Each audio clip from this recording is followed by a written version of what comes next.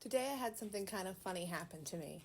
I was watching Unholy, starring Jeffrey Dean Morgan, and I picked it because he's in Grey's Anatomy, he's great in The Watchmen, I like Jeffrey Dean Morgan, I like horror movies with religious themes. They're not usually 4-star movies, but they're pretty good and fine enough to watch. Um, about 5 minutes into watching this, if you don't know, I do background in films that are shot in the Boston area. It's a great way to make money. You do a day, you do a couple days. You don't often wind up getting super involved with the story, especially if you're in the background of something. You don't get to see the whole script.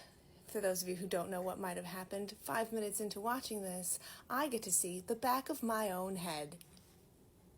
That's me sitting behind the character of Max, who issues Jeffrey Dean Morgan's character, his assignment that brings him to Banfield in the first place.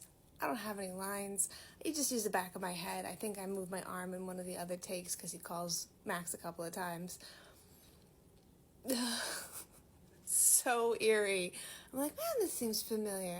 Oh yeah, that looks like Massachusetts. Ah, crap, I'm in this one. And that also means that I did stand in for the very final scene, so I know how the movie ends. Whoops.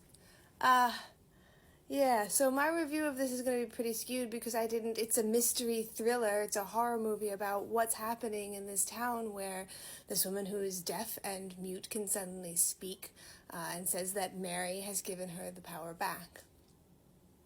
It was really fun for me to get to see the final scene. It's the most visual effects. It's the most intense scene. It is the final showdown scene. So I got to be in the tent for that, and I got to meet Jeffrey Dean Morgan. And all of these things should have helped me remember that this movie was made. And yet, I did not remember. It's not that great. It's mid-grade for this exact genre of religious horror. It mixes in a little bit of your Massachusetts witchcraft. The acting is as good as it could be for, what it is. I think that Jeffrey Dean Morgan did great. I think that Cricket Brown, who plays Alice, did wonderfully as well. I've not seen her in anything else. My only major complaint is that Cary Elwes, who I adore, did the worst New England accent ever in this. His lines might as well just have the subtitles of, Chowder, Harvard Yard, Dunks, your ma. It's so bad. It would be as if I got hired to be a British person and I just went around being like, "Your governor, top of the morning to ya, eh?" Really stinks, because he's in a lot of the movie as well.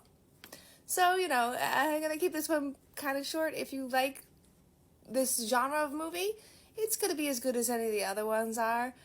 If you don't, it's so forgettable you could be in it and forget.